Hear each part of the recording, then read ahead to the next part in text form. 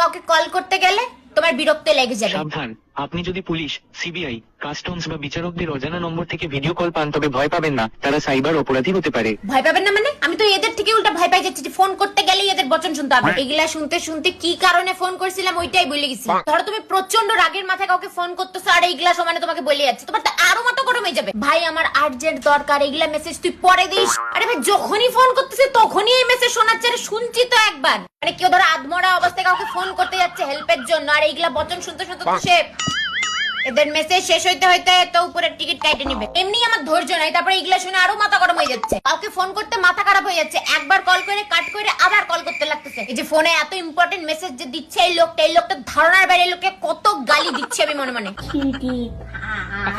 ভাই আজকাল ফোন করতে গেলে আগে অ্যাড শুনতে হয়, ফ্রাস্ট্রেশনের চরম পর্যায়ে পৌঁছে গেছি। ডেইলি এগুলা শুনতে লাগতেছে। কেউ বলতে পারবে যেটা কিভাবে বন্ধ করা যায়? 2 সেকেন্ড নীরবতা তাদের জন্য